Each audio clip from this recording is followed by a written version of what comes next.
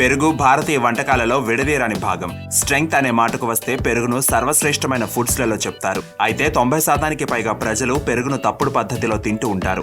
దానివల్ల పెరుగు యొక్క అద్భుతమైన బెనిఫిట్స్ ని పొందడానికి బదులుగా pimples, hair fall, constipation, gas, acidity, cough, sinus మరియు ఫీవర్ వంటి ప్రాబ్లమ్స్ ని తెచ్చిపెట్టుకుంటున్నారు. చింతించాల్సిన విషయం ఏంటంటే ఇంతటి హెల్తీ ఫుడ్ ని తిన్నప్పటికీ దాని యొక్క ప్రయోజనాల కన్నా బాడీకి ప్రాబ్లమ్స్ నే తెచ్చిపెట్టుకుంటున్నారు.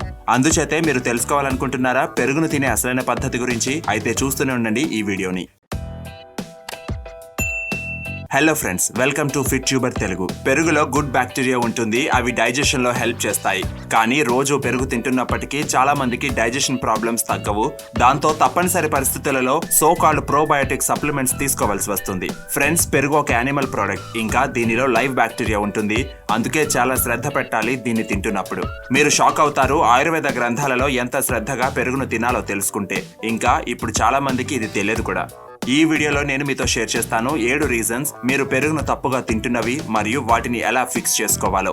ఈ వీడియో చివరి వరకు చూసినట్లయితే మీకు క్లియర్ గా అర్థమవుతుంది ఎప్పుడు, ఎలాంటి పెరుగు తిన్నట్లయితే ఈ సూపర్ ఫుడ్ యొక్క మాక్సిమం బెనిఫిట్స్ పొందుతారో. నెంబర్ 7, పెరుగులో సాల్ట్ లేదా పంచదారను యాడ్ చేసుకుని తినడం. పెరుగులో ఎప్పుడు కూడా సాల్ట్ లేదా షుగర్ ని యాడ్ చేయకూడదు. ఏంటి అంటే ఇప్పుడు మనం రైతా అండ్ స్వీట్ కర్డ్ తినడం మానేయాలా?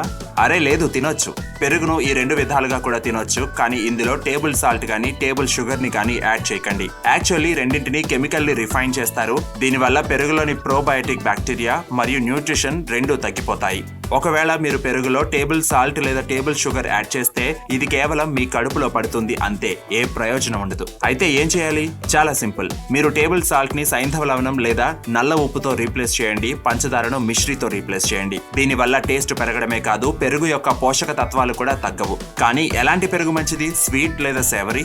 జనరల్లీ మీరు స్వీట్ లేదా సేవరీ 2 వెర్షన్స్ ని మీ డైట్ లో ఇంక్లూడ్ చేసుకోవచ్చు. ఒకవేళ మీరు acidity, bleeding, body heat issues తో సఫర్ అవుతూ ఉంటే స్వీట్ కర్డ్ మంచిది.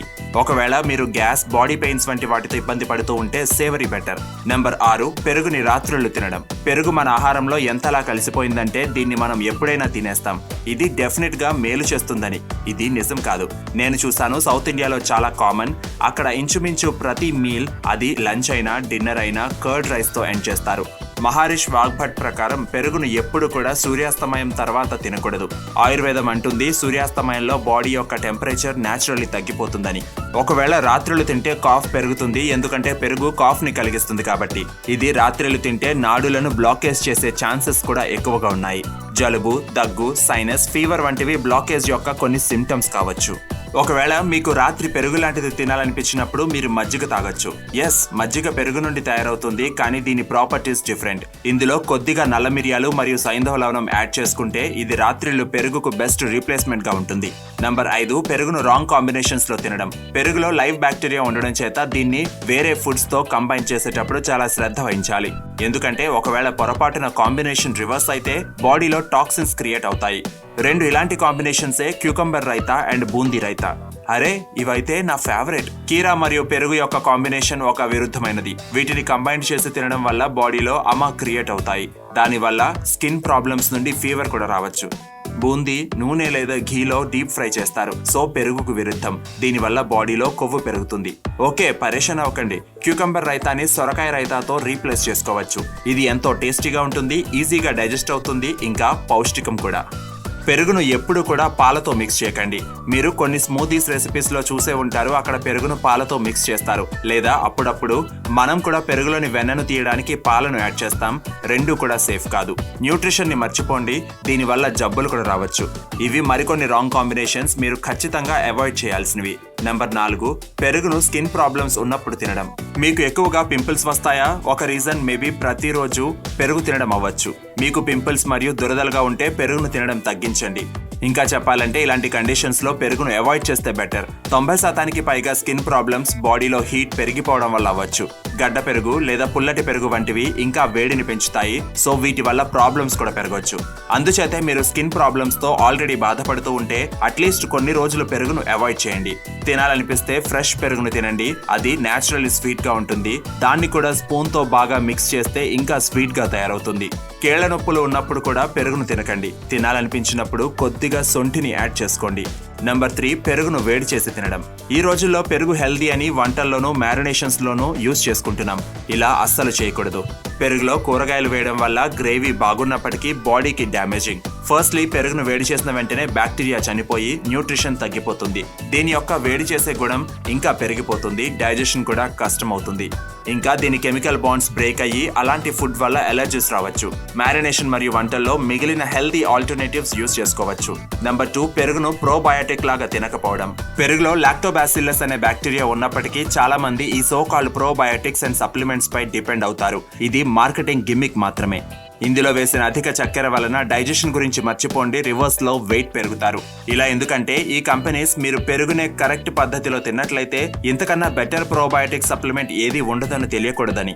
మీకు డైజెషన్ ప్రాబ్లం ఉందా? అయితే ఇది చేయండి. ఖాళీ కడుపుతో బ్రేక్ఫాస్ట్ కి అరగంట ముందు 1 కప్పు పెరుగులో మిశ్రీ పౌడర్, తేనె లేదా బెల్లం పొడిని యాడ్ చేసుకుని తినండి. ఈ నేచురల్ స్వీట్నర్స్ ని యాడ్ చేయడం వల్ల బ్యాక్టీరియా ఎంత బాగా పెరుగుతాయంటే కెమికల్ షుగర్ ఎందుకు పనికిరాదు. వారాల్లో 2-3 సార్లు తినండి చాలు. ఈ వేస్ట్ సప్లిమెంట్స్ పై డబ్బులు వేస్ట్ చేసుకోకండి. నంబర్ 1, ప్రతిరోజు పెరుగును తినడం. మీరు సంవత్సరంలో 12 నెలలు పెరుగును తింటారా? పెరుగును ప్రతిరోజు తినకూడదు. దీన్ని సీజనల్ ఫుడ్ లా ట్రీట్ చేయాలి. ఆయుర్వేదిక్ టెక్నిక్స్ ప్రకారం పెరుగును తినే బెస్ట్ టైం వింటర్ లో, వర్స్ట్ టైం వర్షాకాలంలో. వర్ష ఋతువులో 3 దోషాలు అధికంగా ఉంటాయి. బాడీ యొక్క డైజెషన్ కెపాసిటీ తగ్గుతుంది, వాతావరణంలో తేమ ఎక్కువగా ఉంటుంది. ఎక్కువ తేమగా ఉంటే పెరుగును అస్సలు తినకండి. వర్షాకాలంలో పెరుగును తినడం వల్ల టాక్సిన్స్ తయారవుతాయి, దాంతో ఎలర్జీస్ కూడా రావచ్చు. సో ఫ్రెండ్స్, ఇవే కొన్ని కామన్ మిస్టేక్స్ మనం పెరుగును తింటున్నప్పుడు చేసేవి. రండి ఇప్పుడు డిస్కస్ చేసుకుందాం ఎప్పుడు, ఎలాంటి పెరుగు బెస్టో. పెరుగును ఎప్పుడు తినాలి? పెరుగు ప్రతిరోజు తినే వస్తువు కాదు. వింటర్ లో బెస్ట్, రెయిన్స్ లో వర్స్ట్ అండ్ సమ్మర్ లో ఓకే. పెరుగును సూర్యాస్తమయానికి ముందు ఎప్పుడైనా తినొచ్చు. పెరుగును ఎలా తినాలి? మీరు ఒకవేళ డైజెషన్ ఇష్యూస్ ఫేస్ చేస్తూ ఉంటే పెరుగును ఒక ప్రోబయోటిక్ గా తినాలనుకుంటే ఉదయాన్నే ఖాళీ కడుపుతో బ్రేక్ఫాస్ట్ కి ముందుగా హెల్తీ స్వీట్నర్ యాడ్ చేసుకుని తినండి. ఒకవేళ మీరు పెరుగును న్యూట్రిషన్ అండ్ బాడీ స్ట్రెంగ్త్ కోసం తినాలనుకుంటే బ్రేక్ఫాస్ట్ లేదా లంచ్ లో తినొచ్చు. ఇలా తినడం వల్ల టేస్ట్ కూడా పెరుగుతుంది. ఎలాంటి పెరుగును తినాలి? దేశీ ఆవు పాలతో తయారైన పెరుగు, ఫ్రెష్ గా ఉండి ఇంట్లో మట్టి పాత్రలో తయారు చేసింది, నేచురల్లీ స్వీట్ గా ఉండేది, ఫ్రిడ్జ్ లో పెట్టనిది, అలాంటి పెరుగు బెస్ట్. ఇలాంటి పెరుగు సర్వశ్రేష్టమైనది. ఇది సెక్షువల్ పవర్, స్టామినా మరియు ప్రాణశక్తిని పెంచుతుంది.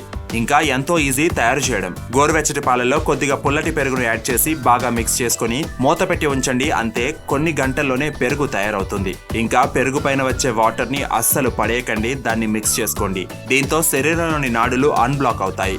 పెరుగును ఎవరు తినాలి? పెరుగు వల్ల వాతదోషం తగ్గుతుంది మరియు పిత్తదోషం, కఫదోషం పెరుగుతుంది.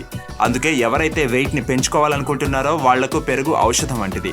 అదే వెయిట్ ని తగ్గించుకోవాలంటే కొద్దిగా తినండి. Skin problems, arthritis, sinus problems ఉన్నవారు పెరుగును జాగ్రత్తగా తినండి. మనం ముందుగా డిస్కస్ చేసుకున్నట్లుగా కాల్షియంతో నిండి ఉండి ఫాస్ఫరస్, ప్రోబయోటిక్స్, అమైనో యాసిడ్స్, కామోద్దీపమైన మరియు బలవర్ధకమైన పెరుగు ఒక సూపర్ ఫుడ్. కానీ మీరు దీన్ని సరైన పద్ధతిలో తినండి. ఫ్రెండ్స్, ఈ వీడియో మీకు హెల్ప్ఫుల్ గా ఉన్నట్లయితే ప్లీజ్ తప్పకుండా లైక్ చేయండి. ప్లీజ్ ఈ ఛానల్ ని సబ్స్క్రైబ్ చేసుకోవడం మర్చిపోకండి. బెల్ ఐకాన్ నొక్కినట్లయితే నేను ఎప్పుడు కొత్త వీడియో పెట్టినా మీకు తెలుస్తుంది. మీరు నన్ను ఇన్స్టాగ్రామ్ లో కూడా ఫాలో అవ్వచ్చు. My name is Vivek. I thank you so much for watching.